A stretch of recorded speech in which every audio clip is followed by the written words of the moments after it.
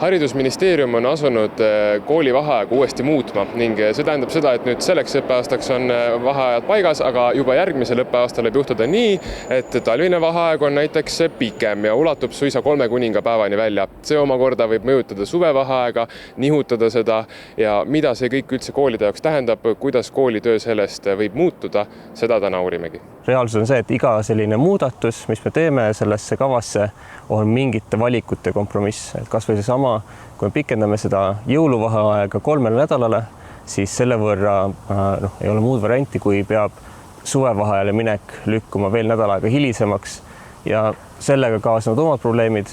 Üheks probleemiks toob Oja õpetajate toimetuleku. Ehk kui suvevaheaeg algab hiljem, siis on ka õpetajatel vähem aega, et oma pooleli olev töö lõpuni viia, enne kui ise puhkusele suundutakse. Sarnast seisukohta jagab ka Tallinna abilinnapea, rõhutades, et gümnaasiumites võib olukord muutuda suureks väljakutseks just sisseastumiste tõttu. Ma tuletan meelde, et riik muutis ka riigieksamite korraldust.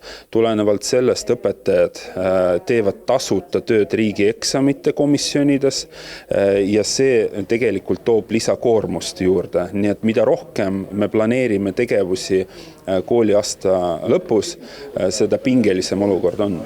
Kindlasti mõjutavad vaheajad ka eksamite korraldamist, kuid Tõnu Piiburi meelest on eksamid üldse üks ebameeldiv asi. Ma arvan, et lahendus võiks olla see, et eksamid lõpetatakse ära põhikooli lõpus, sest teadmiste hindamise viis on tänapäeval rohkem leiutatud kui ühes ruumis istumine ja paberi peale kirjutamine. Mõistagi mõjutavad vaheajad koole väga erinevalt. On koole, kes peavad palju ümber mõtlema ja on neid, kes võtavad asja veidi vabamalt. Ma ei näe mingisuguseid vahesid korraldamises, et kas nädal pikem, nädal sealpool, nädal teisel pool, aasta lõikes peab ju nii ehk naa kogu see tundide hulk kokku tulema. Kooli vaheajad on olulised ka õpilaste jaoks, mismoodi nemad puhata sooviksid. Ma ei tahaks, et suvevaheaeg kindlasti hiljem hakkaks, kuna see on kindlasti halvem variant kui see, et talvel lihtsalt 1 nädal rohkem koolis käia. No ma arvan, et pikem on ikka parem, et saabki jõule rohkem nautida ja teha selliseid asju, mis sa tahad teha. Kui koolis veitsa rohkem käia suvel, siis ei ole ju nii halb tegelikult. No ma ei tea, ma ise olen harjunud sellega, mis alati on olnud, et ma tunnen, et ei oleks vaja pikendada. Praegu pole aga põhjust muudatusi karta, kuna algaval õppeaastal säilivad vaheajad vanaviisi. Piiburi sõnul väärib aga suuremat tähelepanu haridussüsteem ise. Tuleks ikkagi nagu Eesti haridusele restart teha, mitte nikerdada kuupäevadega sinna teise kohta.